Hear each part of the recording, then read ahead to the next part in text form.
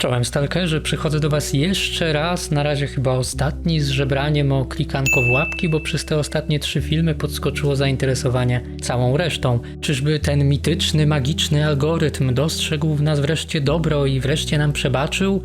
Tak jak motywem przewodnim poprzedniego filmu była obietnica, tak w tym będzie to przebaczenie i pojednanie, tylko nie nas z algorytmem YouTube'a, tylko szramy z uniwersum Stalkera. W najnowszym trailerze Stalkera 2, który zaraz rozbierzemy sobie na części pierwsze, najemnik powraca i ucina tym samym spekulacje na temat tego, czy wielka emisja go zabiła, czy nie. GSC ujawniło jego powrót jeszcze na Gamescomie, dokładnie 22 sierpnia, w dzień 16 urodzin Czystego Nieba. W sumie bardzo fajny gest, no i zgrabny powrót dawnego protagonisty, któremu trochę się chyba zdziwaczało. Ciekawe dlaczego.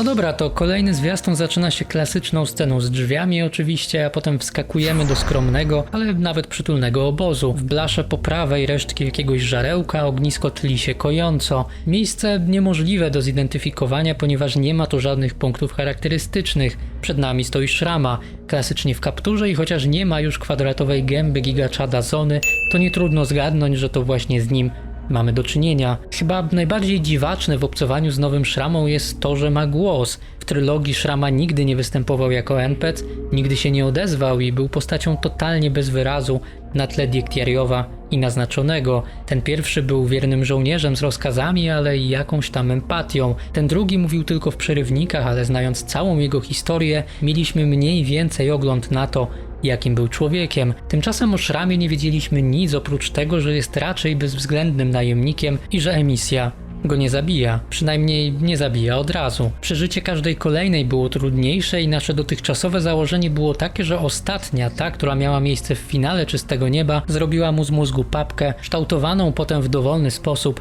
przez świadomość Z. No to co się działo ze Szramą przez te 10 lat, jakie minęły w Zonie? Całkiem sporo, bo nie jest już najemnikiem Szramą, a założył własne ugrupowanie o nazwie Iskra. Znaczy, nie wiem czy na pewno Iskra, bo to już jest pytanie o to, jak dobrze tłumacze odrobią lekcje z trylogii. Wszakże Iskra w Stalkerze już przecież jest, bo tak właśnie nazywał się oddział wynajęty przez naukowców z Jupitera, któremu szefował Topol. Nic nie wskazuje na to, żeby to była ta sama Iskra. Ta Iskra Szramy jest w konflikcie z Wartą pułkownika Korszunowa, czyli tego typa, którego widzieliśmy już wielokrotnie w różnych materiałach z gry. Ponadto najwyraźniej mianowali się samozwańczymi obrońcami stalkerów przed Wartą. Właśnie jeden ze stalkerów, którzy chillują sobie tam w tle, ma na sobie kombinezon nowej frakcji. W kolejnej scenie widzimy znajome indoktrynujące pomieszczenie i mnóstwo członków wszelkich możliwych ugrupowań poddawanych praniu mózgu. Być może oglądamy wspomnienia Szramy, który w pewnym momencie ocknął się z letargu po finale Czystego Nieba i udało mu się uciec. Ostatnia podróż Straywalka na północ zakończyła się wyłączeniem mózgu z węglacza i spełniacza życzeń,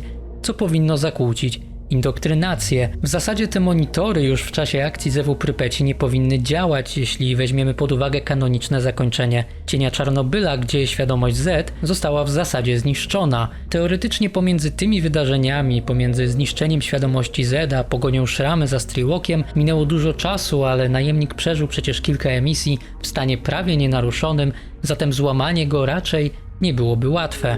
A może wręcz przeciwnie? Do tego wrócimy za moment. W kolejnej scenie najemnik pyta Skifa, czy ten naprawdę widział anomalię poza zoną. W tle rozsypane ziemniaki przyglądają się wszystkiemu z zapartym tchem. Skif potwierdza i znowu lądujemy w jakichś nieokreślonych podziemiach. Na ścianach zamontowane są zbiorniki podobne do tego, który widzieliśmy w jednej ze starych zajawek gry, ale też do tych, które można było zobaczyć na przykład w laboratoriach klasy X. Skif patrzy w górę, a tam jakby podziemia Jupitera. No raczej nie podziemia Jupitera, ale już wyjaśniam, o co mi chodzi. Kijów jest miastem położonym na wzgórzach, których jest tam łącznie kilkanaście. Budowanie w takich okolicznościach nie należy do najłatwiejszych z uwagi na przykład na wody gruntowe. Jedynym sposobem jest zbudowanie czegoś, co pozwoli sobie z tym problemem poradzić. Jak to zrobili w Kijowie? Ano pod miastem wybudowano systemy sztolni, których zadaniem było właśnie odprowadzanie wody. Najpierw budowali to z gówna i patyków, potem już konkretniejsze z betonu. Same tunele są tak wąskie, że czasami ledwo mieści się w nich jedna osoba i mają maksymalnie mniej więcej 2 metry. Zbiorniki są już natomiast zdecydowanie wyższe i nierzadko łączą się z wieloma tunelami. Sztolnia Askoldowa zajmuje w ten sposób ponad 5 km, rozciągając się na 4 poziomach na głębokości nawet 60 metrów. To właśnie te podziemia były inspiracją i dały początek lokacji, która miała łączyć się ze szpitalem w Limańsku z jednej, a terenem czarnobylskiej elektrowni atomowej z drugiej strony. Lokacja ostatecznie została wycięta z czystego nieba i po przeróbkach trafiła do zewu Prypeci jako tunel Prypeć 1. To ujęcie pokazuje zbiornik przeniesiony w zasadzie 1 do 1 do gry. Jeśli będziemy trzymać się głębokiego stalkerskiego lore, no to powinna być właśnie jakaś odnoga tunelu Prypeć 1, ale jeśli nie chcecie bawić się w paranoików razem ze mną, no to są to po prostu jakieś tam podziemia stworzone na podstawie rzeczywistego miejsca. Przypominam, że oryginalny Limańsk też znajdował się w Kijowie.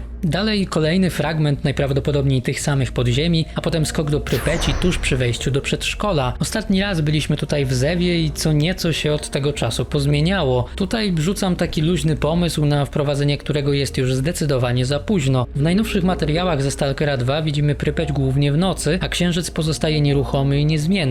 No i uwaga, trzymajcie się, leci pomysł. System faz księżyca, od których zależałoby na przykład zachowanie lub też występowanie niektórych mutantów. Wiemy, że pijawki będą różne, no to powiedzmy w Nowiu te nieco silniejsze, bagienne, znane też zresztą z czystego nieba, mogłyby nie wychodzić wcale, a w pełni czasami nawet zastępować te najzwyklejsze. No i oczywiście nie musiałoby to, a wręcz nie powinno być realistyczne, no bo 20 dni snu przerywanego wrzuceniem czegoś na ząb, byle tylko upolować jakiegoś stwora, to już byłaby lekka przesada. To była tylko taka luźna dygresja, lecimy dalej. Ktoś sobie zrobił w środku bazę w sposób bardzo kreatywny, umieszczając te ozdoby, powiedzmy, za drutem kolczastym. Wystrój sugeruje raczej coś innego, ale jeśli pamiętacie pozytywne zakończenie dla Zulusa w Zewie Prypeci, no to wrócił on do głównej bazy powinności i rozmówił się z Woroninem. Kilka dni później widziano go na czele dużego oddziału zmierzającego z powrotem do centrum zony. Może przedszkole w takim razie zostało obecną albo byłą tymczasową bazą powinności w Prypeci? Kto to wie. Następnie jeszcze jedna przebitka z centrum prania mózgu, no i radar. Znaczy nie ten radar z oryginalnego Stalkera, tylko radar Duga. To jest dokładnie to samo miejsce, które widzieliśmy w zwiastunie sprzed 3 lat.